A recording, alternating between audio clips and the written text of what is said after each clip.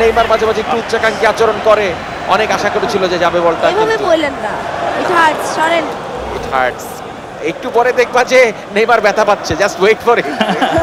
Neymar ব্যথা পাওয়া শুরু হবে এখন না, আরো পর থেকে, কিন্তু এখনো পর্যন্ত ব্রাজিল ভালো অবস্থায় আছে। হ্যাঁ, ডি বক্সে ঢুকে পড়েছে আবারও, দুর্দান্ত ডিফেন্ডিং বলতে হবে। ইউরোপিয়ান ডিফেন্ডার্স হিসেবে চমৎকার পারফর্ম করছে সোফার, এবং দারুণভাবে ব্রাজিলকে আটকে রেখেছে আমাদের এই ইচের দল।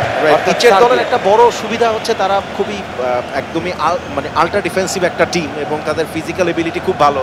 সুতরাং তারা ব্যাক লাইনে 4 জন ডিফেন্ডার নিয়ে দাঁড়িয়েছে। এই জায়গায় ব্রাজিলকে লং রেঞ্জে যেতেই হবে, যেটা নেইমার কিছুক্ষণ আগে ট্রাই করেছিলেন। একটুও ছাড় দিচ্ছে না ব্রাজিলকে। বেশি বেশি কথা বলেন তো, এই টাইমে আসলেই বেশি বেশি কথা বলবেন, এই সাইডে আসলেই কথা বলবেন।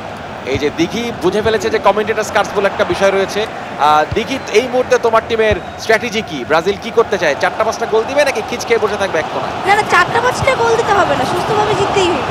সুস্থভাবে জিতলে কারণ আজকের খেলায় তো দু দলের কার্ডে একটা রেড একটা ইয়েলো। আগের 2 ম্যাচে তো আমরা এই কার্ড দেখি নাই। দিঘির মাথার মধ্যে একটাই চিন্তা যে সার্বিয়ানরা যদি আজকে মাঠের মধ্যে একটু রক্তগঙ্গা বইয়া দেয়, দিতেই পারে। কিন্তু আমি কিন্তু খেলার শুরুর আগে মাহাদি ভাই এবং তানিমের মধ্যকার একটা কনভারসেশন শুনে ফেলেছি, যখন মাহাদি বলছিল জিতোস আর না জিতোস আজকে কিন্তু 4টারে লুলা করবি, 4টারে হাসপাতালে পাঠাইতে হইব। তো আমি এটা শুনে ফেলেছি। না এইটা আসলে আমরা আসলে খুব চাপমুক্ত ভাবে খেলার চেষ্টা করতেছি। চাপমুক্ত ভাবে খেলাই যাবে না, চাপ নিয়ে খেলতে হবে। আসলে আমাদের তো হারাবার কিছু নাই। Right right.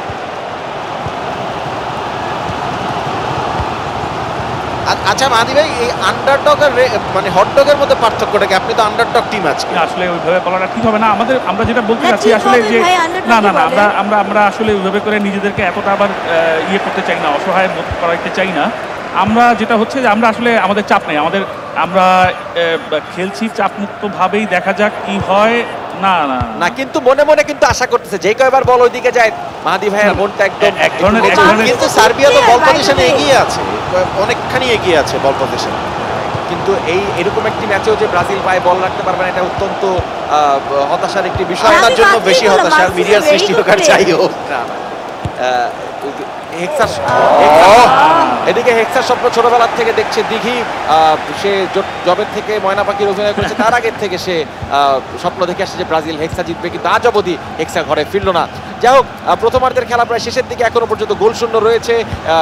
লাজোভিচের পায়ে বল, আবার একটি দুর্দান্ত মুহুর্মুহু আক্রমণ। হবে কিনা ভুল করলো, একটু পিছনের দিকে দিয়েছিলেন কিন্তু ধরে রাখতে পারেননি।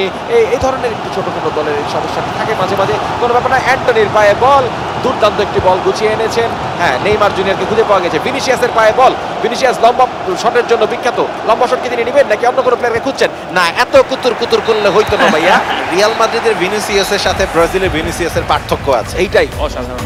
প্রথমার্ধের খেলা শেষ, প্রথমার্ধের ফলাফল ব্রাজিল 0 সার্বিয়া 0। এ পর্যায়ে একটা কমার্শিয়াল ব্রেকে যাব আমরা।